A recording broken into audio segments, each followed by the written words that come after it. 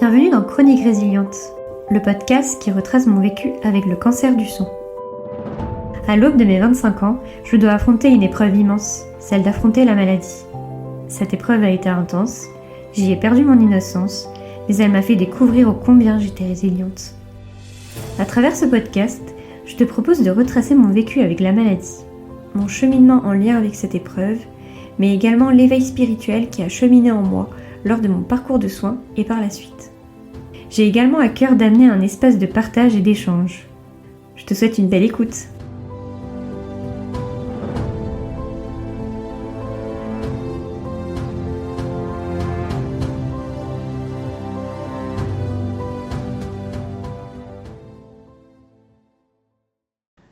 Hello à tous, on se retrouve aujourd'hui dans cet épisode pour parler de maternité après un cancer. C'est un sujet que vraiment j'avais à cœur de traiter. Donc en vous parlant tout d'abord un petit peu de mon expérience, comment ça s'est passé pour moi. Je sais que dans d'autres cas, je connais des personnes qui avaient déjà un enfant quand le cancer est arrivé. Donc si jamais cœur vous en dit de partager votre histoire et tout, je sais que c'est tellement un autre contexte. J'ai une personne en particulier que je connais, ça lui est arrivé à la naissance de sa fille, donc c'est quelque chose de pas facile à accepter. Et voilà, et encore une fois, je ne peux pas comprendre parce que je ne l'ai pas vécu. En fait, moi, mon contexte était totalement différent et j'imagine aujourd'hui, si en fait ma fille était déjà là et que j'avais un cancer, peut-être que je l'aurais pas du tout vécu de la même manière en fait. Que voilà, j'entends et encore une fois dans ce podcast, je vous livre un petit peu moi mon ressenti, mais en fait... Chacun le vit à sa manière et tout ressenti est légitime parce que c'est nous qui le vivons proprement à l'intérieur. Et voilà, il y a des contextes complètement différents. On peut avoir un lien aussi avec le cancer très difficile si on a déjà perdu des gens de sa famille. Moi, c'est pas trop mon cas pour le coup. Ou voilà, il y a quelqu'un dans ma lignée paternelle, mais je l'ai pas connu. Donc voilà, c'est encore différent. Donc voilà, on a tous un lien. C'est pour ça que je vais trouver super intéressant l'épisode que je vais faire sur les regards croisés au niveau des gens qui m'entouraient pendant les traitements, pendant l'épreuve de la maladie en général, parce que on a tous en fait, on a tous une vision différente, on a tous une histoire différente, surtout avec le cancer. Et j'entends et je sais qu'il y a des gens, et j'ai des proches, qui ont du mal, qui n'ont pas commencé à écouter mon podcast parce que ça leur amène à un truc douloureux. Et j'entends complètement. Je suis vraiment là pour donner mon ressenti, comment j'ai vécu les choses, mais voilà, chacun, encore une fois, le vit à sa manière, avec ce qu'il est et son vécu derrière. Donc moi, je vais vraiment vous parler de moi, mon vécu, dans un premier temps. J'ai fait quelques anecdotes sur l'arrivée de ma fille, avec des jolies synchronicités qui sont arrivées. Et voilà, et vous expliquer peut-être aussi comment j'aborde aujourd'hui la maternité et que je l'aurais peut-être pas abordé de cette manière à l'époque. Voilà, en tout cas, j'ai pas eu le contraste parce que j'ai pas eu d'enfant avant traitement, j'en ai eu que après traitement. Et des choses aussi que je comprends davantage depuis que je suis maman, que j'avais un peu de mal peut-être avant, surtout quand j'étais en parcours de soins. Et voilà. Donc voilà un petit peu pour introduire. Donc moi, ma fille, il faut savoir qu'aujourd'hui, elle a 3 ans et demi, elle se porte très bien. Elle va avoir 4 ans au mois de septembre. Donc moi, comme je vous avais expliqué dans les épisodes précédents, j'avais consulté, alors je n'avais pas eu le temps de congeler mes ovocytes. Dans mon cas en tout cas, au vu du stade, j'étais au stade 2, j'avais pas cette obligation. C'était pas, normalement ça allait pas toucher ma fertilité. Bon, c'est ce qu'il m'avait dit. Après le risque zéro n'existe pas. Et voilà, je manquais de temps en plus pour les congeler parce qu'il y a une histoire... à ce que j'avais compris, quand vous congelez vos ovocytes, c'est en fonction de votre cycle. Et voilà, moi ça tombait vraiment pas bien.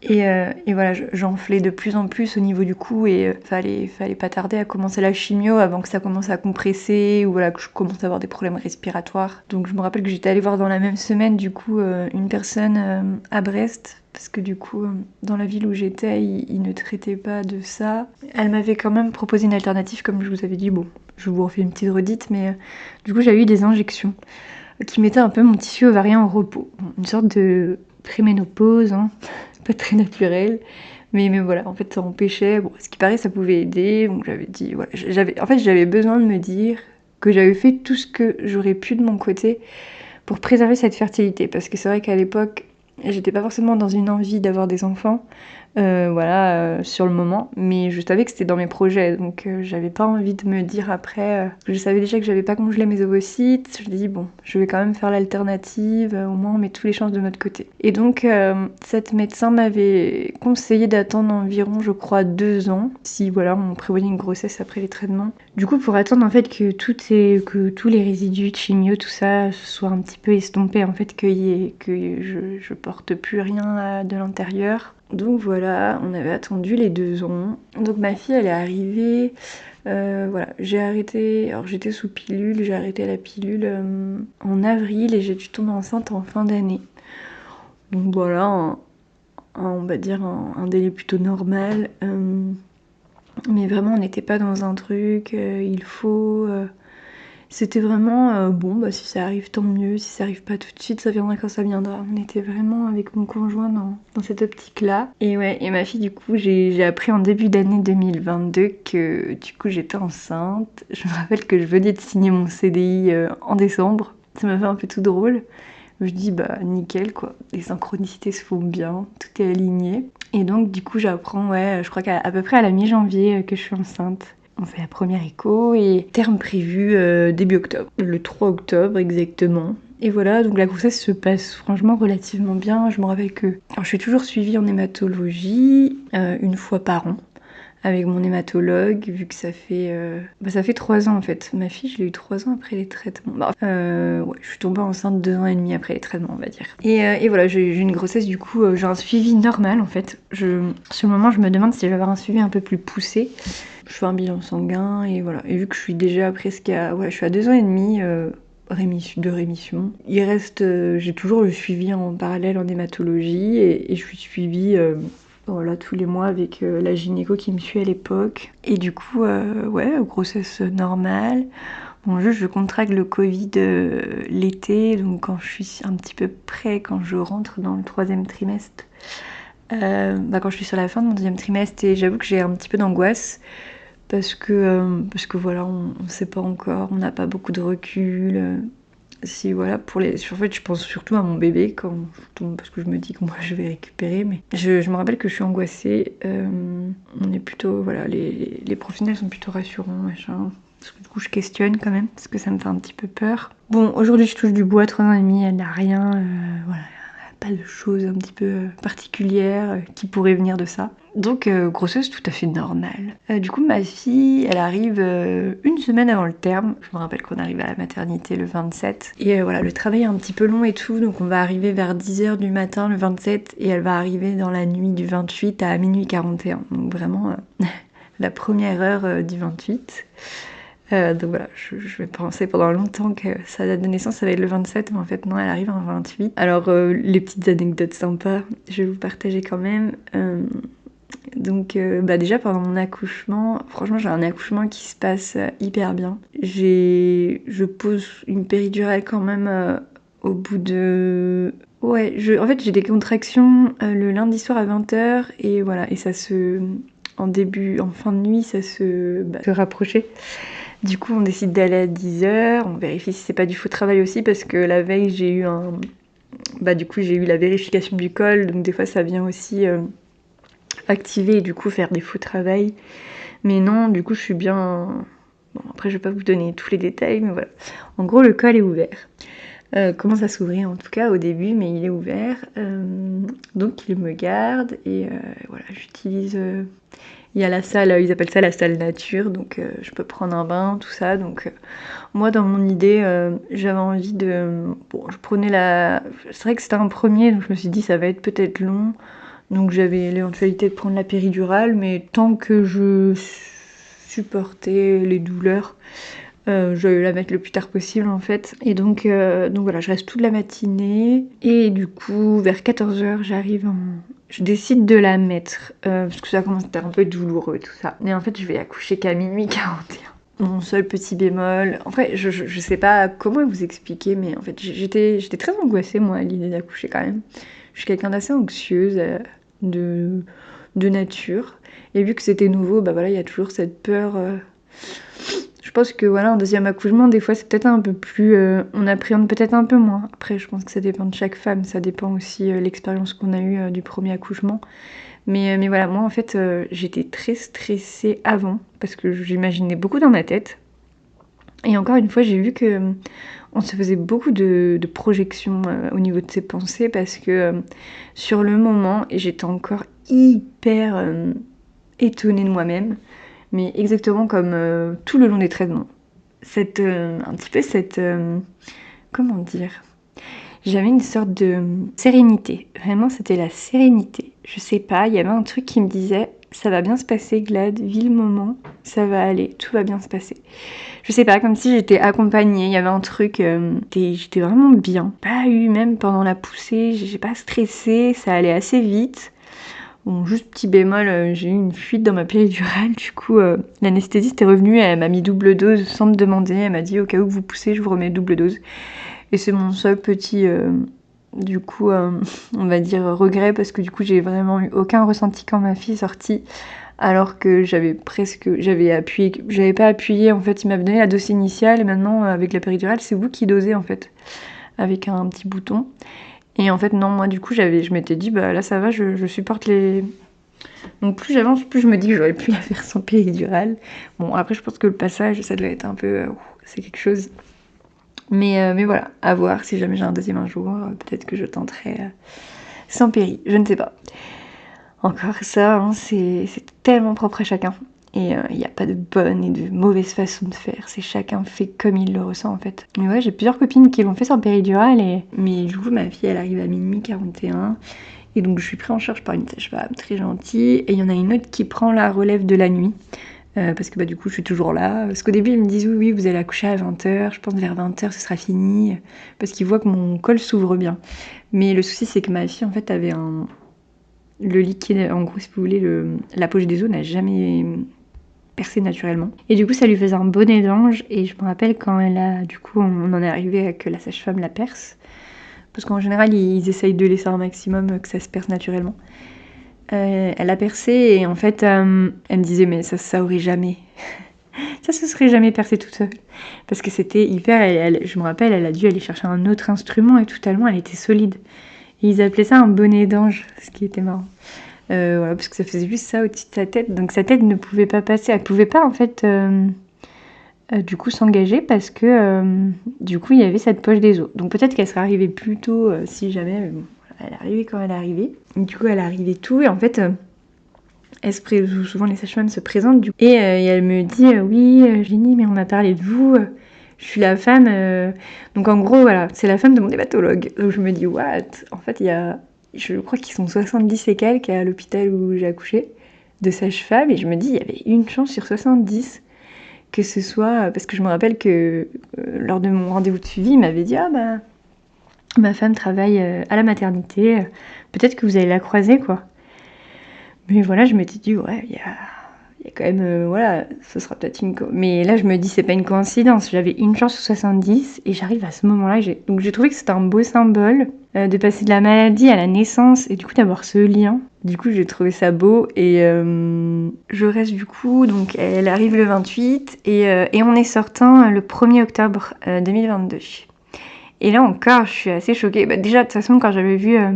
sa date de terme, je m'étais dit mais what quoi. C'est fou parce que en fait c'était ma date d'anniversaire de rémission. Moi il faut savoir que j'ai fini ma dernière chimio, c'était le 1er octobre 2019.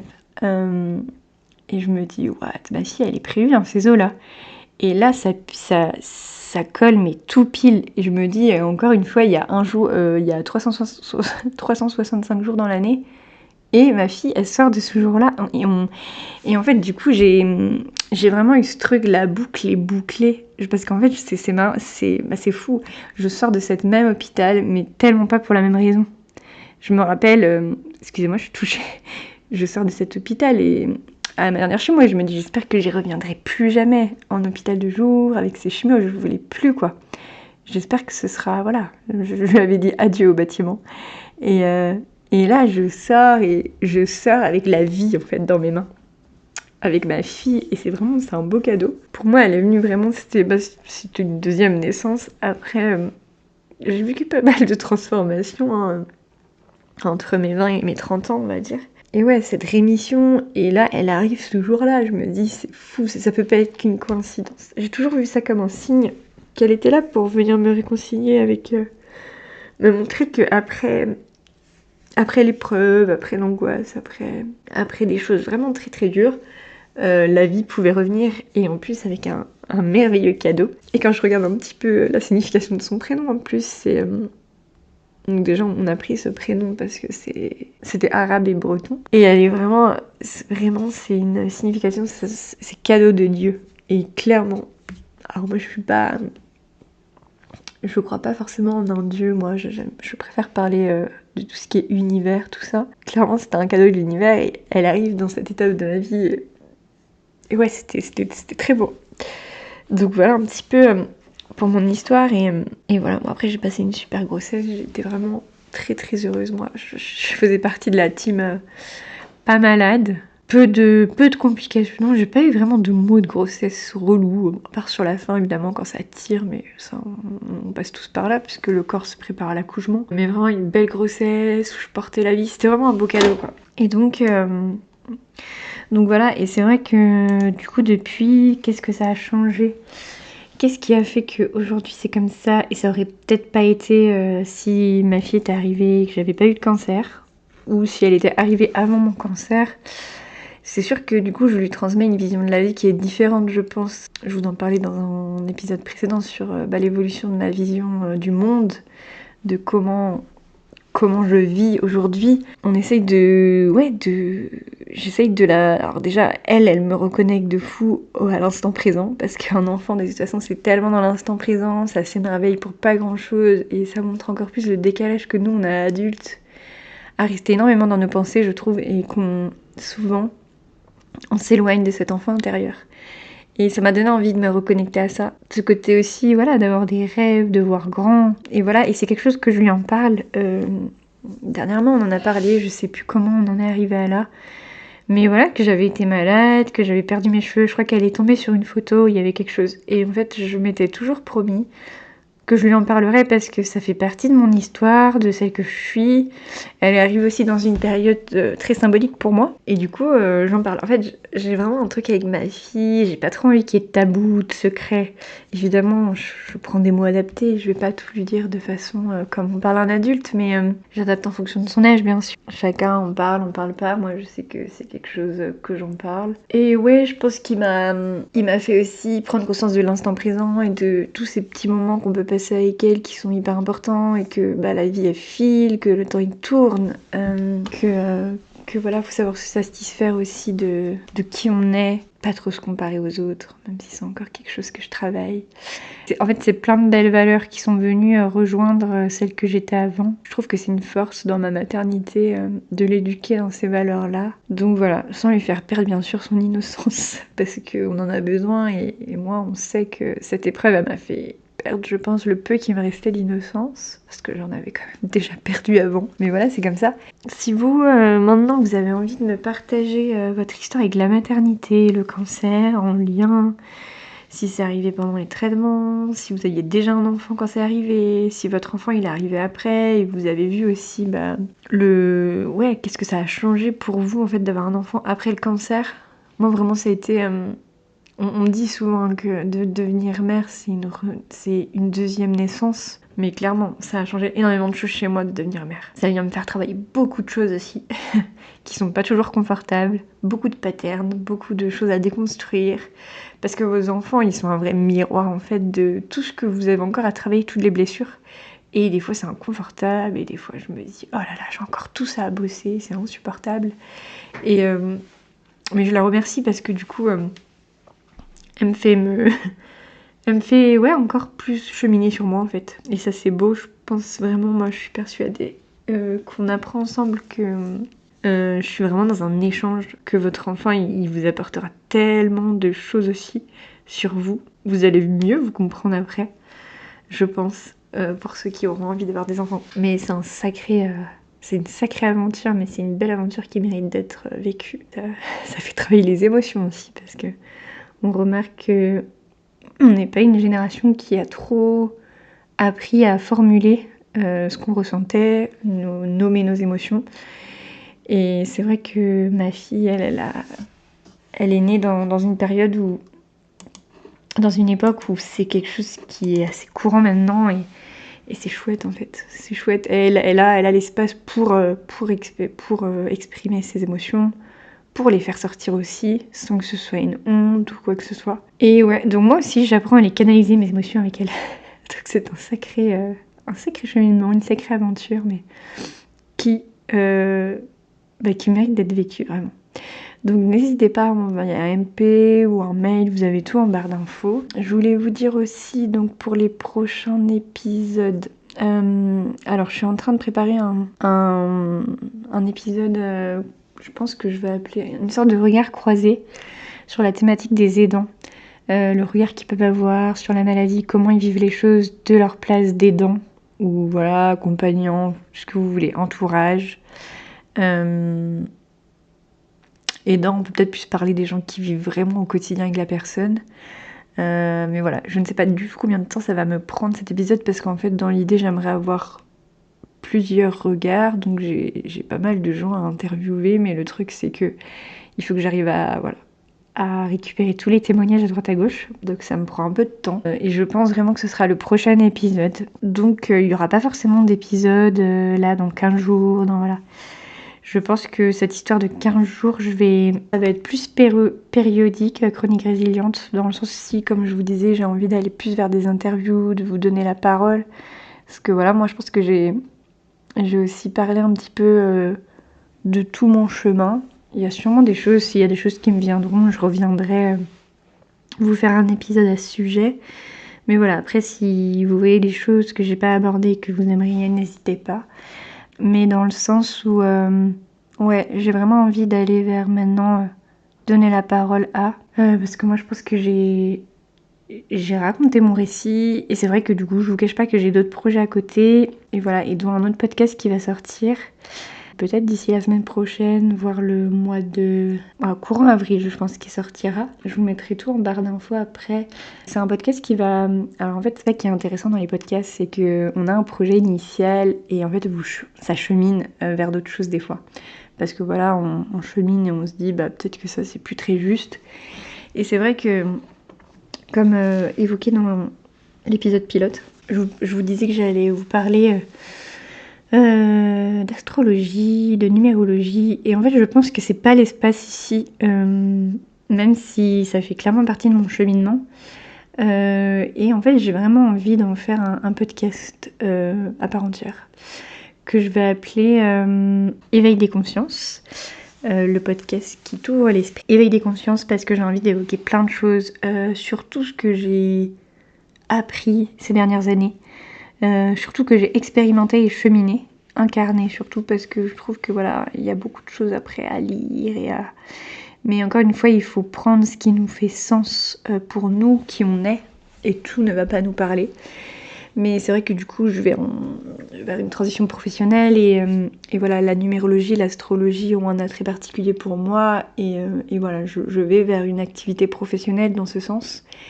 Et donc, en faire un podcast, ça me paraît intéressant pour vous montrer un petit peu comment j'utilise cet outil, en fait, ma relation à cet outil, qu'est-ce qu'elle peut vous apporter. Et donc, voilà, il y a tout ça qui va se développer dans l'année. Et donc, je pense, voilà, le podcast, il reste là, Chronique Résiliente. Il fera intervenir d'autres personnes. Ce sera très ouvert, plus interview.